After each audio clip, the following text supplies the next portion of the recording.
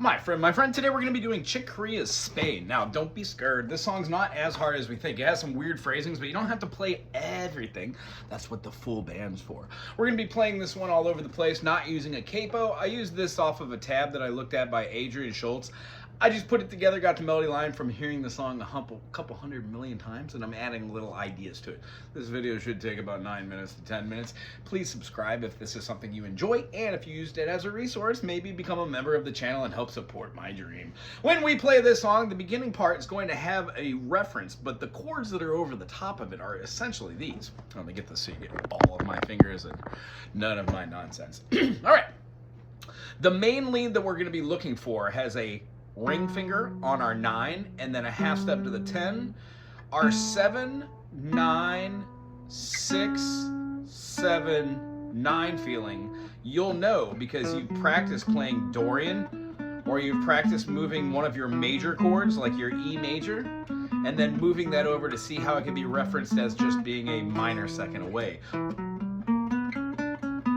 If you flatten that 5 there, you get the chord you're looking for. But that is the note that is going to be gone to build that tension before we do the...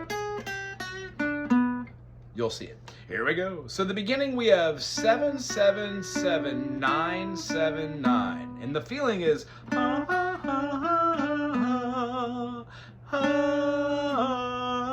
sliding all the way down to this 4, hitting the 6, and then coming back to the 4, 7, 4, 7, and then we're going to be playing what you can call it many things. We're just going to call it a E minor 11, and then we're going to take that E minor and play an F sharp sus by playing just the 2nd fret on the D flat or the C sharp, and then putting 2 fingers on our D string and our G string, playing at the 4th fret, achieving, of course, the F sharp, and then right above it we're having the B.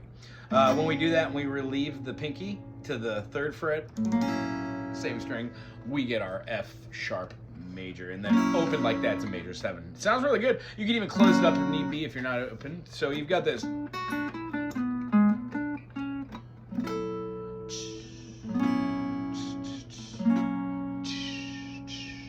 The A part, it's referenced a few times in here. We're going to call it the A part. The B part is going to be a G major 7. So you're going to use that point of reference that you just stopped from.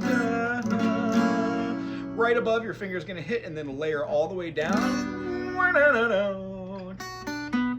And then we're going to be playing this chord and then playing our F sharp, but we're going to relieve our pinky so we get a F sharp dominant 7. And then we can play an E minor 7, however you know how.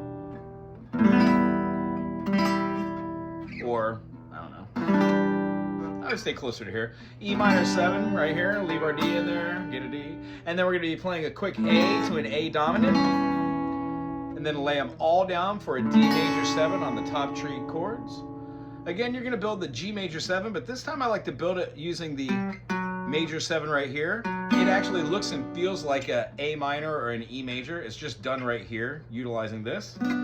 And then I put my first finger up here on the 2nd fret for the F sharp to get the major 7. And then you can go back to this. It gives a lower tonality and a higher one. And then when coming back to this, the next chord I'm going to throw out there is the C sharp, but we're going to make it a C sharp, and then we're going to turn it into that dominant 7.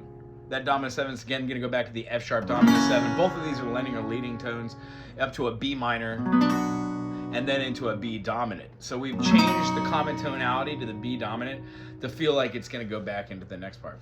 Here's where the main lead would happen. So on most versions of this, yeah, there's like a long vamp. Those are the cards you vamp over while somebody's willy, willy, willy, willy. One of the cool things you can do is just tease it.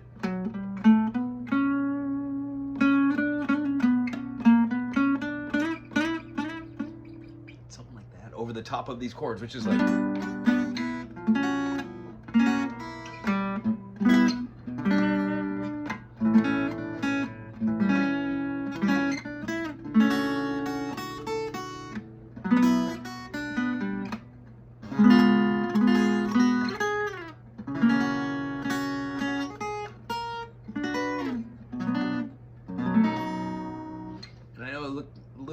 went between two and I didn't show you how to play the B dominant up here or any of that. But the idea is this channel is chock full of chords. All you have to do is become a member and ask questions, yada yada. So for the rest of the song, here's where the C part, which is the main riff, the motif that everybody's like, yeah, Spain, it's hard. Let's figure it out together. When we're doing this, we're gonna start our ring finger on the 9. We're gonna have our... We're going to be playing our 9, 10, 7, 9, 6, 7, 9, 7, 6. This time we use that same, but we go upwards, and you'll love the phrasings. 9, 10, 7, 9, 6, 7, 9, 11, 9, 7, 6, 7, 9, 7, 6, 4, 6, 4, 8. Hear how we're changing the tonality right there? It's kind of got this like B dominant in there. Very cool. If you know how to play the E9, the Jimi Hendrix chord, just move that over a shape. Yeah. And then that's the great chord to like go into the groove. Boom, doo, boop, ba-doo, doo, doo. That is our C part. 9, 9. We're going to be going all the way down to our D string. 9, 9, and then 8, 7. This is how you practice the practice of practicing. That first part I showed you, played a couple 100 million times. Try doing that. Try to feel the ring, pinky, pointer, ring, pointer, middle, pinky, middle, pointer. Those fingers are essential for getting the feeling of it and then not having to struggle to jump around. That's the whole point of this channel, why I teach how to keep your fingers kind of centered, make a little bit of magic. These are called spiders or caterpillars. They're just finger mechanisms. Those lead into other things like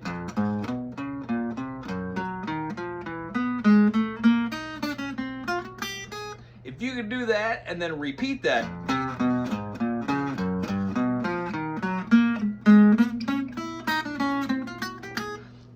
I was like 80% there.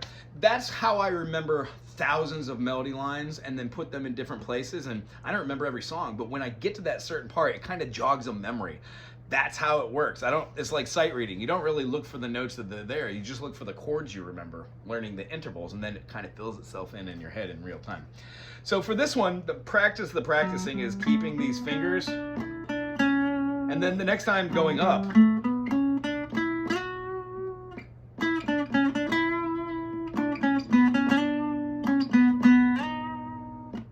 then it goes into the second part. You can move from your pointer finger, but why not use the finger that's just available? Nice. So when we play 9, 9, 8, 7, we're gonna play that all the way down. So a good idea is to be... Notice how I'm playing flat chords as if I was playing the D major. It's centered over the top of that chord, but what we're doing is tone leading. We're utilizing these notes that are inside the scale, right? But the actual melody falls over the top of where it feels good for your fingers to be. So with...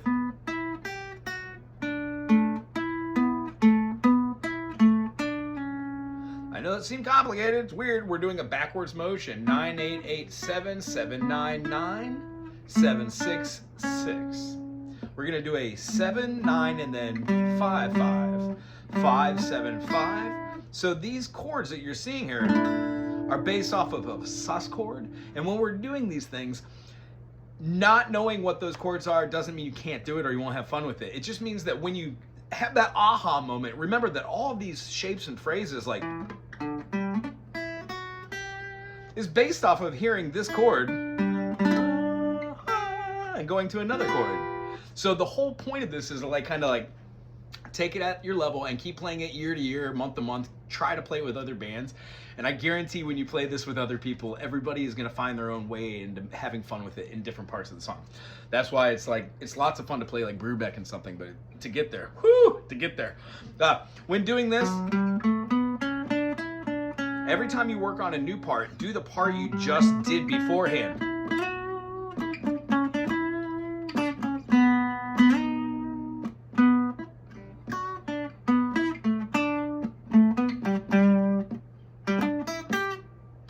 That's what I would consider the beginning of that first part. So this is the A part, not the A part, but it's the beginning of the C part. Does it once. The second part goes up. This is the B section of that. So if you're gonna break it down into its form, when it goes to, this starts the next part of that.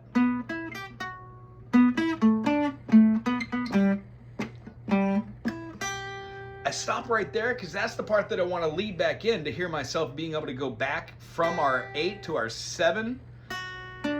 But I'm not going to like use a different finger. I'm going to pull back and pull back as a bar. So I could cover the note below it. I could go down to the 4th fret so I could attain that B note, right? And then when we're trying to go through here, the next step is the weirdest one of all, I believe. Let me play it in sequence and you can see.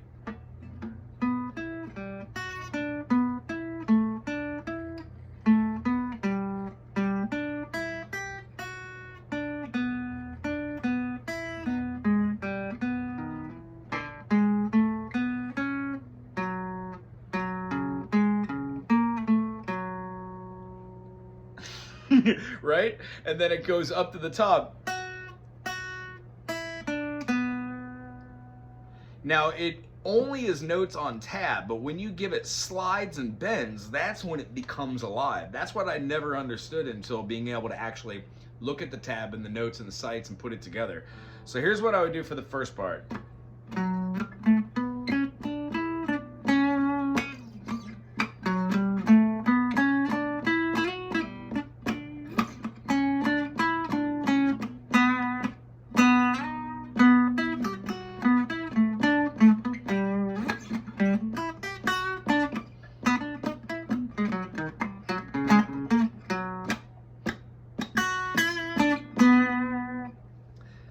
And then over the chords, that fits. That's the closest thing that I could surmise on guitar for the moment.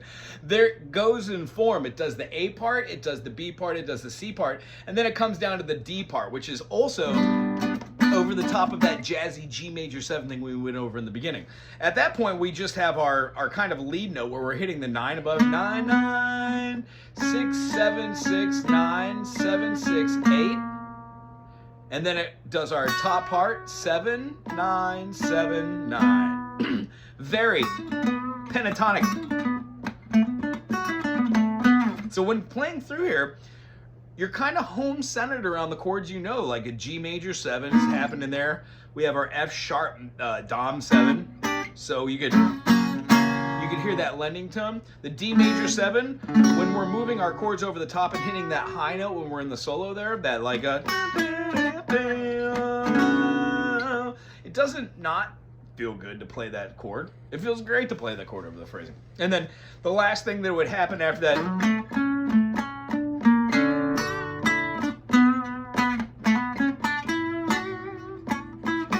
we're just using those 9, 7, 6, 7, 9, 7, 6, 4, and then it does our 8, 9, 7. It leads us back into our original A part.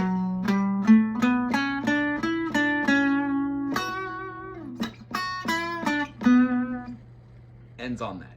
That is how to go through it. I mean, if I was going to throw it down with a beat, I don't know, does this beat work? Let's turn it up. Let's turn it up. Ooh, yeah. Oh, maybe it doesn't. Dun, dun, dun. Dun, dun, dun, dun, dun. Huh. I just downloaded an app called Metro Genius or Jump Genius. It turns out it's one of those pay-to-play apps. I was hoping to do a little bit of that. It does a polyrhythm here. Hold on. What did I have? I had, what was it? 4 against 7? No, 5 against 1. Sonudo, probably. 3-2. Can I get 3 against 2? There we go. Let's preview it. Let's see what it sounds like. But you have to pay to get the... That'll work.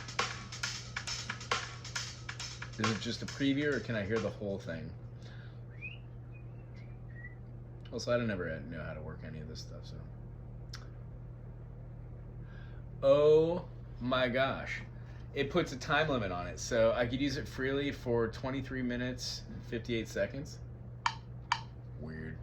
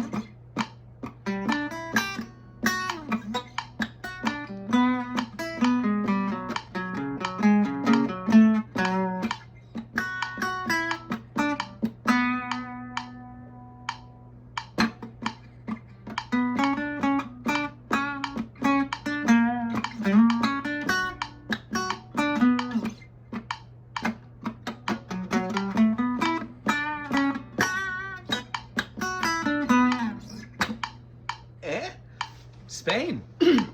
That reasonably is a good way to get into beginning playing Spain. And the reason why it's fun to do this, I think, when you get that level of just the baseline idea for the melody, playing it with other people that have played it for 25 years, you learn something right away. And if you can do it in any form, even if it's really slow, doing